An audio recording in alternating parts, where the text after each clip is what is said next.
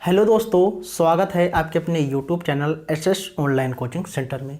दोस्तों, आज की इस वीडियो में हम हाइपरबिज से अमोनिया बनाना सीखेंगे और बहुत ही शानदार तरीके से बताऊंगा।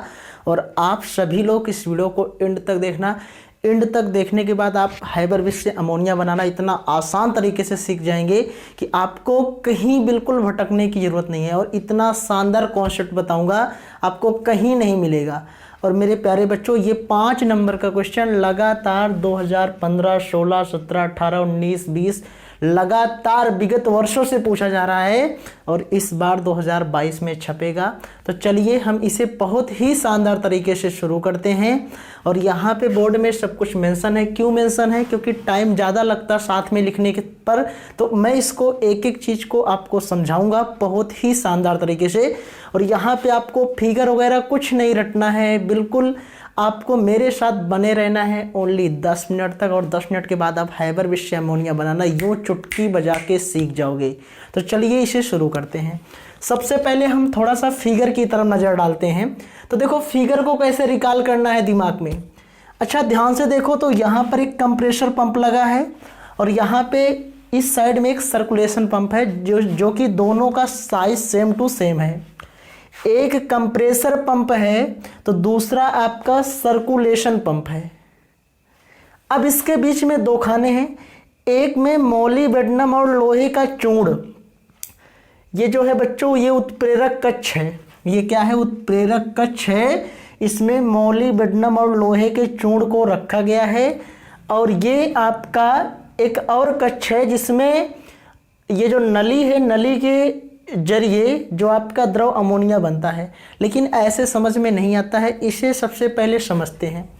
यदि शुद्ध नाइट्रोजन और हाइड्रोजन को, अगर हम बच्चों शुद्ध नाइट्रोजन और हाइड्रोजन को 1:3 के अनुपात के मिश्रण में गर्म किया जाए तो क्या बनती है? अमोनिया बनती है। जैसे अगर N2 और H2 को 1:3 के अनुपात में, 1:3 के अनुपात में गर्म किया जाए तो क्या बनता है बच्चों? अमोनिया बनता है। और कुछ उष्मा निकलती है, 23,400 कैलोरी उष्मा बच्चों क्या होती है? निकल जाती है। अब यहाँ पे हमने विध लिख दी है, विध को समझो। शुद्ध नाइट्रोजन तथा हाइड्रोजन को 1:3 के अनुपात में मिलाकर 200 वायुमंडलीय दाब पर तप्त लोहे के बारीक चूर्ण उत्प्रेरक को, जिसमें मोलिब्डेनम उत्प्रेरक वर्धक मिला होता है। अब मेरी बात समझो, ये बच्चों आपका क्या है पता है? ये आपका N2+H2 है जो कि हम क्या कर रहे हैं, इस नली के जरिए इसमें प्रवाहित करते हैं। और बच्चों ये है कंप्रेसर पंप। देखो क्या कर रहा है, कंप्रेसर पंप पे जो दाब लगाना है बच्चों, जब हम यहाँ पे दाब लगा रहे हैं, ये 200 वायुमंडलीय दाब है। कितना है? 200 वायुमंडलीय दाब, एटमॉस्फेयर। 200 वायुमंडलीय दाब लगाएंगे तो भाई जो N2+H2 यहाँ पे प्रवाहित होगी वो इस नली के जरिए, ठीक है, इस नली के जरिए वो कहाँ पे जाएगी? यहाँ पे। और यहाँ से होते हुए यहाँ पहुँचेगी। ये बच्चों क्या है? उत्प्रेरक कक्ष। दाब पर तप्त लोहे की बारीक चूर्ण। ये बच्चों इतना हीट है, ये इतना हीट है। और ये पता है इसमें क्या है? मोलिब्डेनम और लोहे का चूर्ण है जो कि 700 केल्विन ताप पर गर्म है। मतलब कि यहाँ पे जो आपका ये उत्प्रेरक कक्ष है, ये बच्चों उत्प्रेरक कक्ष है। इस उत्प्रेरक कक्ष में 700 डिग्री यानी 700 केल्विन, 700 0 डिग्री सेल्सियस बराबर क्या होता है? 273 केल्विन, यानी 700 केल्विन ताप पर हम क्या किए हैं? इस मोलिब्डेनम और लोहे के चूर्ण को गर्म करके इसमें रखे हैं। और इसमें से हमारा N2+H2 होकर यहाँ से जा रहा है और यहाँ से होते हुए इस नली से गुजरता है फाइनली। और ये जाके कहाँ पहुँचता है बच्चों? इसमें। अब देखो ये आपका क्या है? एक और कक्ष है। ये आपका उत्प्रेरक कक्ष था जिसमें आपका N2+H2 होकर गया। अब जब N2+H2 गया तो N2+H2 किससे होकर गया? मोलिब्डेनम और लोहे के चूर्ण के साथ, जो कि कितने 700 केल्विन पर गर्म है। ये पूरा मोलिब्डेनम और जो लोहे का चूर्ण है 700 केल्विन ताप पे गर्म है। अब इस नली से होकर देखो ध्यान से, ये नली बनी है, ऐसे होते हुए ऐसे होते हुए ऐसे होते हुए ऐसे होते हुए फाइनली आपका क्या होता है बच्चों, यहाँ पे आके देखो ये नली खाली है थोड़ा सा, और यहाँ से एक नली का और रास्ता है, और इसको हम यहाँ से समझते हैं 700 केल्विन ताप पर जब गर्म करते हैं तो इस विधि में 10 से 15% अमोनिया बनती है। ये जो बच्चों नीचे देख रहे हो ये आपका क्या है 10 से 15% अमोनिया, 10 से 15% अमोनिया बनती है। और जो बचता है शेष भाग वो कहाँ से होकर गुजर जाता है, यहाँ से, और जब यहाँ से होकर गुजरता है तो ये बच्चों क्या है सर्कुलेशन पंप। ये क्या है सर्कुलेशन पंप, क्योंकि यहाँ से आप जितनी N2 और H2 प्रवाहित करते हो उसका 10 से 15% अमोनिया बनती है। यानी अमोनिया कितनी बनती है बच्चों, 10 से 15% अमोनिया बनती है। हम जितना नाइट्रोजन और हाइड्रोजन प्रवाहित करेंगे उसका 10 से 15% अमोनिया बनेगी। तो शेष बचा भाग इस नली से होकर जाएगा, और इस नली से होकर ये सर्कुलेशन पंप की सहायता से इस नली से फिर से घूम के जाएगा, और ये ऐसे ऐसे जाएगा और ऐसे ऐसे जाएगा, फिर से इसी उत्प्रेरक कक्ष में आ जाएगा। अच्छा सोचो इधर क्यों नहीं जाएगा, क्योंकि इधर तो क्या है आपका कंप्रेशर पंप है, यहाँ से तो N2 और H2 जा ही रहा है, तो जो बचा हुआ N2 H2 है वो फिर से इसी में घूम के इस फरक नली के जरिए फिर से इसी उत्प्रेरक कक्ष में आ जाएगा, और फिर से वही लगातार प्रोसेस चलेगी।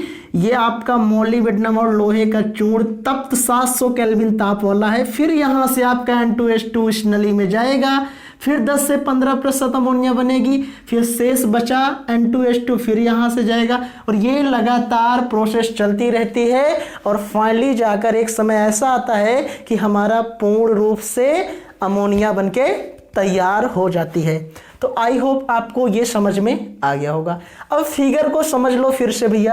फिगर में एक तरफ कंप्रेशर पंप है, दूसरा तरफ सर्कुलेशन पंप है, बीच में उत्प्रेरक कक्ष है, और एक आपका और है देखो यहाँ पे H2O और ठंडा जल रखा गया है, ये भी जान लीजिए ठंडा जल और पानी, क्योंकि पता है ये जो आपकी परख नली है जिससे होकर आपका अमोनिया आ रहा है ये बहुत हीट है भाई, वाष्प है ना, यहाँ से वाष्प के रूप में आ रहा है, तो ये इसे ठंडा कर देता है, तो आपका द्रव अमोनिया जो होता है, क्योंकि अगर ठंडा जल नहीं होगा तो ये परख नली जो है ठंडे जल के कारण ये ठंडी है, और इसमें जो भी आपका वाष्प आता है वो आपका ठंडा हो गया, क्योंकि उसका तापमान कम हो जाता है, तो आपका द्रव अमोनिया 10 से 15% बन जाता है। और जो शेष बचता है वो अपना फिर से इसी प्रोसेस में फिर से उत्प्रेरक कक्ष, और ये लगातार प्रोसेस चलती रहती है, और फाइनली आपका क्या बन जाता है हाइब्रिड अमोनिया।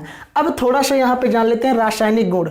अगर हम रासायनिक गुण की बात करें तो हाइड्रोजन से क्रिया, अगर बच्चों अमोनिया की हाइड्रोजन से क्रिया करा दें तो ये थोड़ा सा आपको समझना पड़ेगा भाई। NH3 की अपक्रिया जब हम Cl2 से कराएंगे बच्चों, NH3 की अपक्रिया किससे कराएंगे, Cl2 से कराएंगे, तो क्या बनेगा पता है N2 + NH4Cl। अब ये कहोगे कैसे बन गया, तो देखिए बच्चों अभी हमने कहा अगर आप अमोनिया की अपक्रिया क्लोरीन से कराते हो तो आपका नाइट्रोजन गैस बनता है प्लस अमोनियम क्लोराइड। अब कुछ बच्चे सोचेंगे कि सर n एक बार है, यहाँ पे n कैसे 2 बार आ गया, तो यार इसको थोड़ा सा आप याद भी कर सकते हो कि अमोनिया क्लोरीन से अपक्रिया करता है तो nitrogen gas plus ammonium chloride बनाता है। और आप इसे अगर बैलेंस करोगे ना तो यहाँ पे आपको 8NH3 3Cl2 और बच्चों यहाँ पे आ जाएगा 6NH4Cl। तो फाइनली ये आपकी इक्वेशन बैलेंस हो गई। फिर से सुन लो, अमोनिया जब क्लोरीन से अपक्रिया करेगा तो nitrogen gas plus ammonium chloride का निर्माण करता है। दूसरी चीज़ जान लो, और जब बच्चों अमोनिया क्लोरीन से अपक्रिया करता है अधिक दाब पर, ये तो आपका जो है अधिक दाब पर अगर क्लोर करता है, जैसे NH3 अगर 3Cl2 से अपक्रिया करता है तो बना लेता है बच्चों 3NCl